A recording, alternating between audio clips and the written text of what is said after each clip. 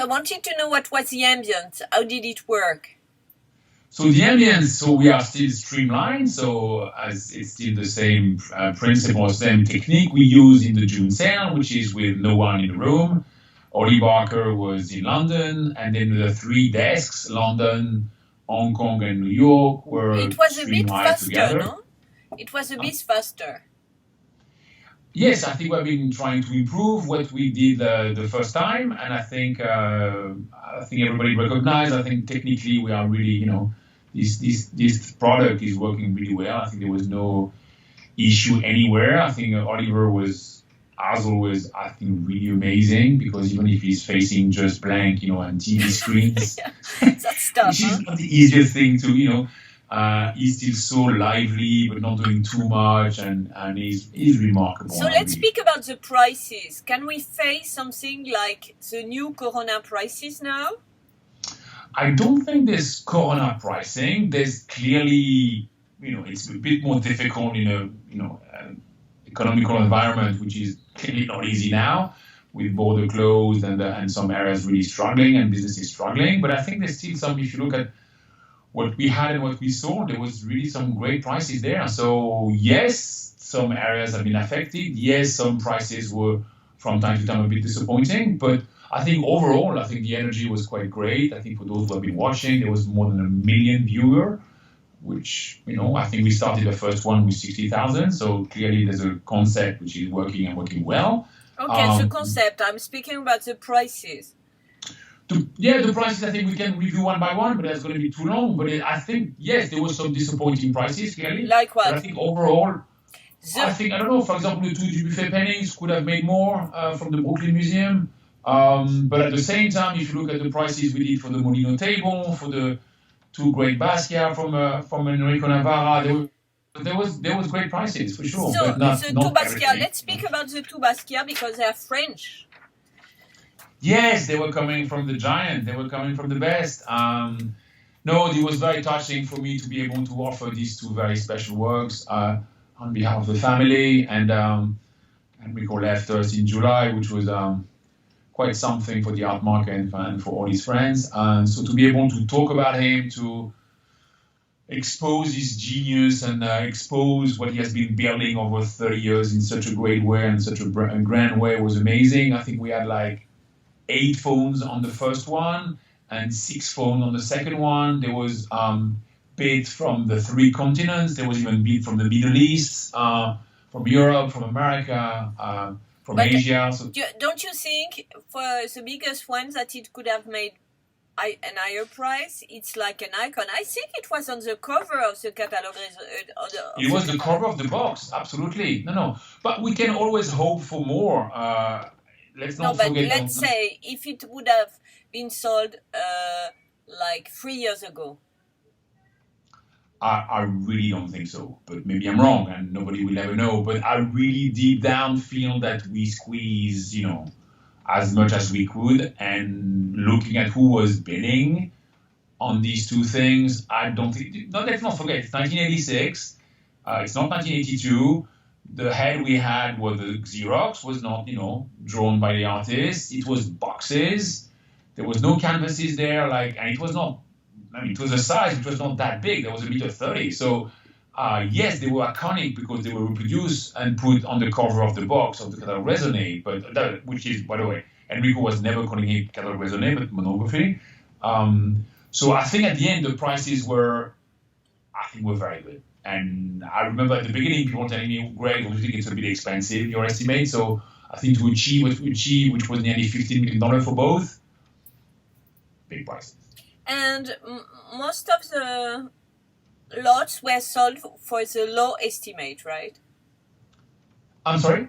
Most of the lots were sold for the low estimate. I didn't look at all the data because that was 2 nights ago. But yes, there was a lot of works that were sold on the low or below the low, which, from time to time is because there were some pushy estimates and also markets which are struggling right now. So yes, there was some lots which are not so easy to sell for sure. So it means there are still some sellers who push for the reserve I mean, price. sellers will never sell cheap. What's the point to sell cheap? I mean, there's no, for now, maybe we'll see more, but as we have seen before, there's no real drama or people that are desperate to sell. So we still discuss with people that are not, that want high prices, they're not going to sell. So there are no people with drama, needing to make money, rushing. No, I mean, if not, you would see much bigger sales. The fact that our sales are staying very small shows you that it's, there's no fire sale whatsoever. If you look at the impressionist sale, I mean, we sold every single lot we offer, and again, it was a small sale, and there was not many lots. But with some technique, there was one Giacometti withdrawn. There was one Giacometti sold with no official price for bidding.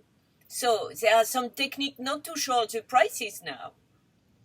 Alors, it's something we can very easily explain. The Femme de Venise was withdrawn before the sale because we received an offer which was very impressive. We discussed it with the seller and we said, look, we have this offer to take it out of the sale against that figure. Do you like it, or do you want to take the risk of going an auction? Both decided, us and him, that the offer was high enough to withdraw it. So yes, we're not going to... The goal of this collector to buy it out of the sale was not to make the price public, or part of it. And so we're not going to make it public. But because, when he made that offer, he was really adamant to buy this one. He made an offer which was high enough for the seller and the auction house to recognize that probably the price was great, so we just took it. But it's strange, no? Why not to play the game of the auction? But you can play, but when someone is offering a figure of that caliber, it makes you think. Yeah, but why is this guy offering this kind of figure if he can have it for less after all? Yeah, but that's always the game. You offer something, and now it was not done for the collector to decide to take it or not. But I think the offer was so substantial that the seller felt that the risk of going at auction, and not at this figure for sure, let's talk it like a big guarantee if you want, was, And speaking about guarantees, there were a lot of guarantees. Yeah. And why? And because I think in this moment, which is not so easy, a lot of sellers were requesting some financial security that we were very happy to provide. And I can tell you that we sold every single guarantee we had. So. And so now the temptation is more to sell through private sales and through auction, right? I don't think it's a temptation. This has always been our way of offering services to our great clients. We can either go at auction if we feel. But in this period, it's a very special period. So what has changed in the rule of the market and in the pricing? I don't think much has changed. I think you just adapt. What's difficult, obviously, is the fact that we cannot travel and talk this, as we used to. So we are offering private sales, which is obviously a security, which is because you offer something, you make a deal between a seller and a buyer, and if they both agree, you do the deal. So yes, we have always been doing private sales. Now, what we do right now, we have been working on private sales and the private sales service to grow it in a very, very fast way. This has been since 2017 a huge focus for the company. And every year we have been growing private sales from 2017 to 18 to 19, and 20 one more time is going to be a record year for Sotheby's privately, like by a mile. And because we now, I think, feel we have all the tools to do this the best way we can, and a lot of people trust our team to handle these sales, and that's what we see. The problem is that auction prices are benchmark for the whole market. Agreed. And now we don't know. Yeah, I'm yes, agree with you, but it's I'm working with these great collectors, and we are not here to make everything. If these people want to go private, it's fine for me. But I don't think there's anything wrong there. And when all the galleries and dealers are selling, you don't know the prices. So I think it's it's just fair also that for those people that want to sell privately, that we are not making the prices public. So in this crazy period, what has dramatically changed? That's a great question. I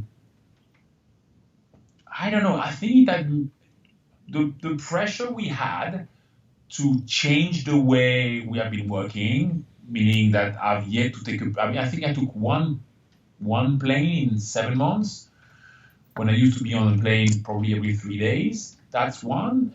And two, I think we've been learning to adapt, and from our online platform to the private sales, to change the calendar, to send contemporary major European works to Asia, to continue to push in Paris, to put London and Paris in the same, selling the same day. Like, I think there was plenty of innovations that you have seen that Sotheby's has been implementing, I think, in a very successful way. And 2020 for me has been, and I know it sounds, it sounds strange, but it's been amazing. I've been learning so much. We had so much buzz, so much.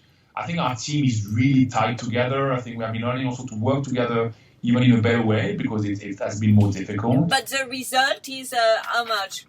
For one auction is 140. And 40, when last season was probably double that. Not last season. 1 year if you ago, look at you mean? November 2019 to compare to November, or so let's say October 2020. It was double? I think, I don't know the figure exact, maybe 270 or 260. But at the same time, we've done more sales, more private sales. So we will publish our results at the end of the year, but you're going to be impressed. I can tell you that. Can you give me kind of whisper of that? No, because we are still working. Still a lot happening. I'm working too right now. I know. And so, tell me, is there some prices which were surprising? Some result for you? Surprising, I think the first surprise is for me is to be able to still sell more or less everything we had, which is, in this economic environment is pretty impressive. To repeat, in the same months of October, major sales in Paris, in London, in Hong Kong, and in New York. I'm talking just contemporary department, by the way, not other categories. So to have major sales in the 4 locations in the same months, I think is it's a testimony to the team which is working there and working, really well. We're gonna have another one in December. Much smaller. Yeah, we're gonna do something in December. In New York? Yeah. And I think so. I think that's the big surprise for me, is to be able to I don't know. It has been the weirdest and the most exciting year at the same time, and I think this is exactly what we've seen this year. And in the field of the very young?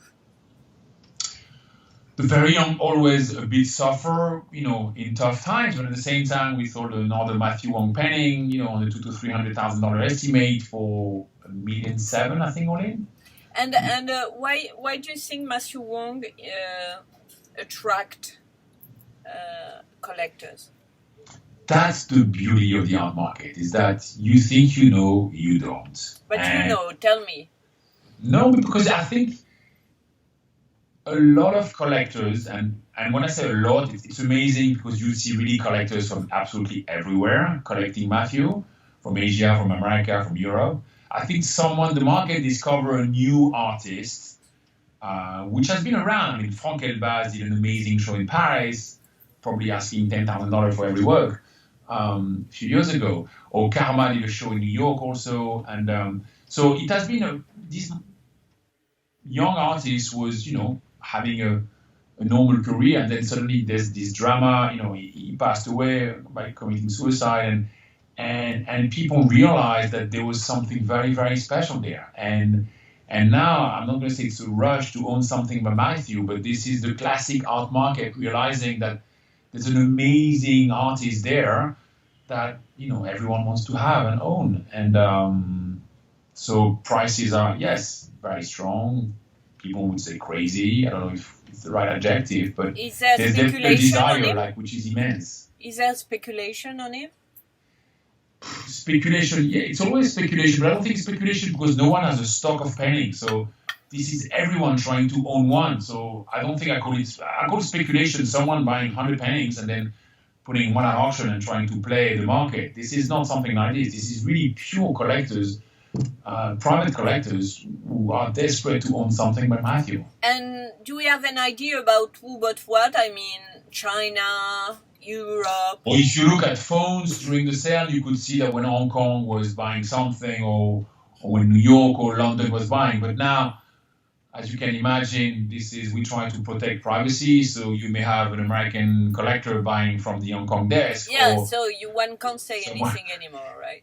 We are completely global, and we try to protect privacy there, so we don't want people to know. So we actually gonna exchange phones from time to time in order to just not let people know, because it's nobody's business. I think it's